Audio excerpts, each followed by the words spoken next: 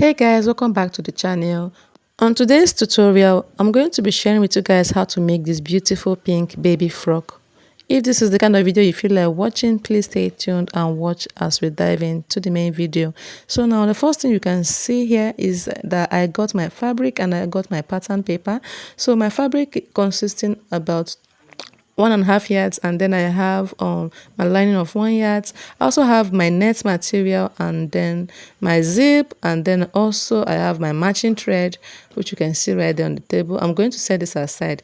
The first thing I did now was to rule a starting line on the shoulder, so that will serve as our shoulder line. I'm going to measure the shoulder width for the baby and then also mark the neck width. Okay, so after marking the neck width of about 2 inches, I just went ahead to add a shoulder width of 7 inches divided by 2, so I marked it as 4.5 inches. And then I went back to the neckline. I went downwards by 2.5 inches for the neck depth and also connected it into the shape of the neckline.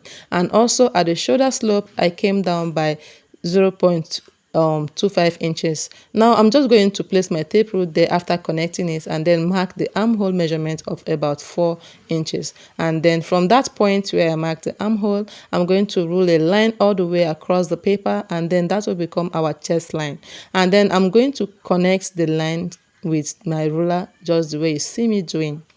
The next thing I'm going to do is to measure the chest circumference of the baby. And for that, I have 19 inches divided by 4, which gave me 4.75 inches. Now I'm just going to measure the half length of the baby, okay? So I have about 7 inches. I'm going to add half of an inch there for the joining allowance. And then the new line I marked becomes our waistline. I'm going to also duplicate the same measurement I have on the chest line, and I also didn't include any darts because it's not needed. So go ahead and add half of an inch all around, and then at this side of the side seam add your 1.25 inches. Okay, that's going to be for the sewing allowance.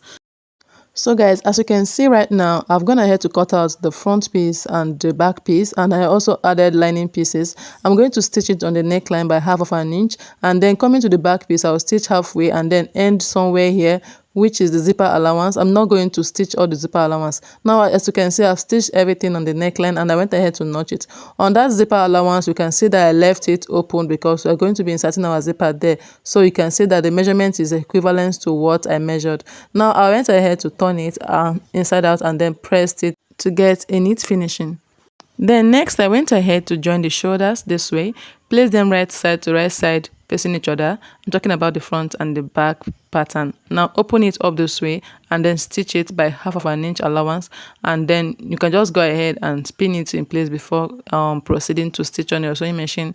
Now after joining, this is what I have. Next thing I'm going to do is to close the armhole. Okay, so I'm going to close one side of the armhole for one sleeve. All you need to do is to open up your patterns like this on the wrong side. Okay, let the right side be facing upwards and then insert one into each other and stitch. You're meant to put the other side of the pattern for the other sleeve into one of the sleeve this way. You know, hold it this way, just the way you see me doing, and then pin it in place. So that way you have the wrong side outside, then stitch it on the wrong side. After we are done, go ahead and, you know, notch it all around and turn it from the inside out. And this is what you have after you're done. Now go ahead and repeat the same thing you did for the other sleeve, making sure to follow the same steps. Okay, just roll it in between and then close it like this, making sure that the right side is inside and the wrong side is facing you. And after you're done stitching by half of an inch, you get something like this. Then go ahead and press it. I also got 1 yard of hard net, which I'm going to be attaching together with the lining to boost the volume of the dress.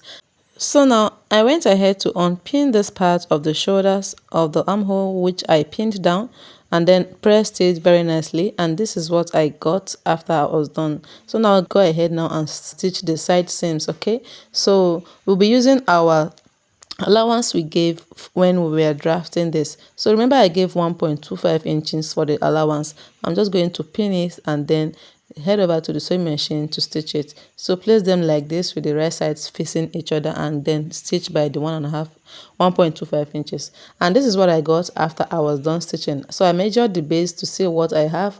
I also went ahead to attach my rope to the sides of the dress, okay, leaving half of an inch beneath it.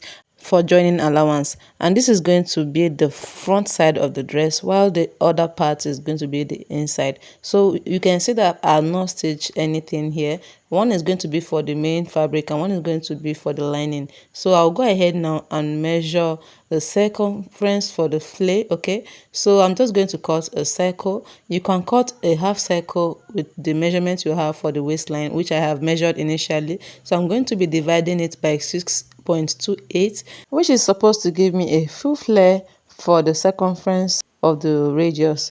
So what I got from the measurement after calculating is 3.8 inches. So that will become an approximate of 4 inches. So I'll go ahead now and just mark 4 inches from that point of the angle, and then I'll connect it. Please take note of the flare you're cutting for your circle and don't make it too full. If you divide your circle by 3.24, you're going to be getting the actual measurement for your waistline, your round waist. But if you use 6.28, you're going to be getting a half circle, and that means you're going to be cutting your circle twice to actually get your waist circumference. So guys, what you see me doing is measuring the length of my circle. So I'm just going to subtract the length of my half length, which is the upper part, from this, and then the length of the skirt length is about 13 inches. So adding that to 7 inches for the upper part is going to make up for like 21 inches. So I went ahead to cut out the lining piece for the skirt, and then I cut out a long rectangular piece of fabric, and then I folded one side of it. Okay, I went and stitched one side of it, and then also I came to cut out our hard net. I measured 8 inches like this, as you see me doing. So I'm just going to have 8 inches all the way down to the pieces which I am cutting, and then I'll join it on the sewing machine into one long piece. And also I'm going to attach it to its own lining. So this is the net which I'm going to use on the lower part of the skirt. So I got about 7 yards of this net. I'm going to cut it into multiple long strips of 4 inches each. So I'll just go ahead and mark my chalk line to know the one I will use to measure others, and then use that to duplicate and cut out the rest of the net. This is what I had. And then the next thing I'm going to do now is to stitch the hard net to its lining on the sewing machine. So as you can see, I'm stitching it in the middle. I'm not stitching it in the middle of the lining. I'm having about 1 inch away from the middle, and after that I went ahead to stitch my net on the circle flare of the lower part of the dress. So guys, the next thing I did was to iron it this way. Okay, I'm actually bending it into 2 equal halves to iron it, so that way we can have a fuller hard net instead of making gathers on a singular net. By folding it into 2 like this, we're going to prevent it from actually touching the body of the skirt, because this net scratches the hell out of them. Now this is how it looks like a flower bouquet. And so far for the skirt pattern, this is how my gathers are coming into place. So this is the fullness of the gathers after I was done stitching it all around. This can take quite a lot of time, and this is what it looks like when attached to the upper bodice. This is how it looks on the wrong side. Okay, and this is also the lining pieces which are folded on the base, and also this is our net. Now I'm going to attach the skirt piece to the upper bodice. Okay, I chose one part of the upper part to go for the skirt pattern, obviously with the right sides facing each other, while the other part is going to be serving for the lining of the dress. I don't know if you get what I mean. So after pinning, I'll go ahead and stitch all around by 1/2 inch, and then also gather this rectangular lining with the hard net on the same stitches where I stitched the skirt pattern. I don't know if you understood. Now this is what I have. Both of them are going for one piece of the upper part, and the second part will just be going for the lining piece alone. Go ahead and place them this way, and remember to stitch on the wrong side with the right sides facing each other. Okay, stitch by 1/2 inch, and this is what you get after you're done. It should look neat like this, so that way we can have only our zipper allowance standing out. All right, so I'm just going to attach my zipper. For you to attach your zipper, go ahead and attach it separately on both the front of the dress and the back of the dress, the inner part of the dress and the outer part of the dress. So the inner part of the dress is going to be that of the lining, and then the outer part is going to be for that of the front piece with the right main fabric. Okay, so go ahead and just like place your zipper like this, sandwich it in between the 2 fabric. Okay, it should be hidden into the 2 fabric. Please don't use your invisible zipper. it comes with a lot of problems like adjustments, and you have problems when attaching it to the net. So just sandwich it in between like this, so that way only the zipper teeth will be visible and then the allowance will be inside.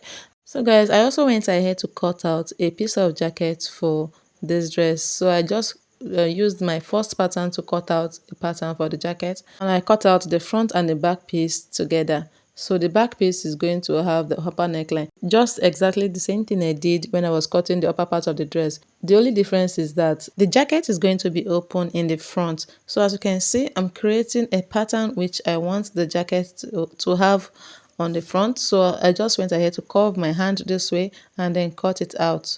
So I'll go ahead and like measure it out very well before cutting. After cutting this, I went ahead to cut out the lining piece for both the front and the back of the jacket. So the name of the fabric I'm using is called Mikado.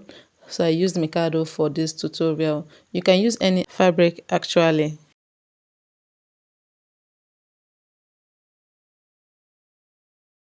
So this is what I had after I was done cutting. Next I'm going to do is to stitch it on the sewing machine on the neckline. Okay, stitch it on the neckline, then stitch the lower part for this back piece, and then to the front piece. Coming to the front piece, you're going to stitch the neckline and then this side of the jacket, the curved area. And after you're done, it will look like this. Okay, it should look this way. I also went ahead to attach a little loop for the button, okay, so that way you can button it together. Now I'll stitch the sides and then work on the sleeves, because we're going to have sleeve for this. I measured 7 inches for the width, and then for the length of the sleeve I measured 5 inches. Okay, so you're supposed to measure 5 inches by 5 inches, but I just gave 7 inches. And then at the base like this, I'm going to measure 2 inches as you see me doing, and then also connect it upwards like this, just the way you see me doing. That will be the cap of the sleeve. Okay, because it's a baby, we don't need lining for this because my fabric is already thick. So after cutting it out, the next thing I did was to open it up like this. Because I'm going to be creating a puff on the sleeve, I'll go ahead and pin it in place and arrange little pleats on it to create my puff. So this can be really delicate. Just take your time and pin it in place. After you're done pinning at the top, go ahead and repeat the same thing at the bottom of the sleeve. So this part becomes the cap of our sleeve. Actually, as you can see, it's the upper part. So like I said, whatever you're doing at the top of the sleeve, go ahead and repeat it at the bottom of the sleeve, so that you have your puff sleeve into shape. And as you're folding it together, also go ahead and press it one after the other to bring out the beauty. I'm doing it this way because it's a tutorial and I don't have lights at the moment to iron it out, but it's all good.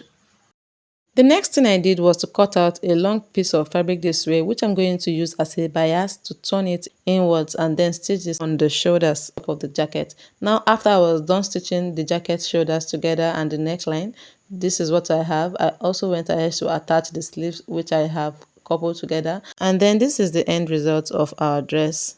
As you can see, I've attached the zipper.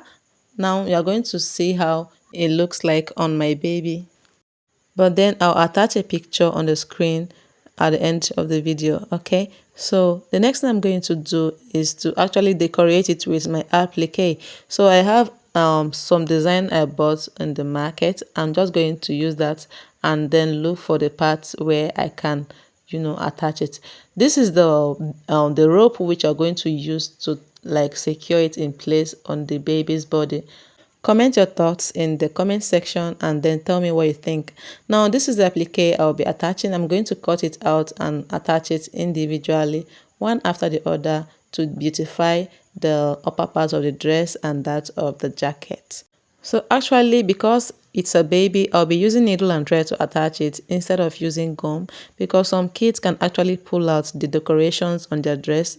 So that is why I'm advising against using a gum. Okay, so this is how it looks like on my beautiful baby girl, and I hope you enjoyed the video. Thank you guys for watching. Don't forget to like, share and subscribe to this channel. I'll see you guys in my next video. Bye.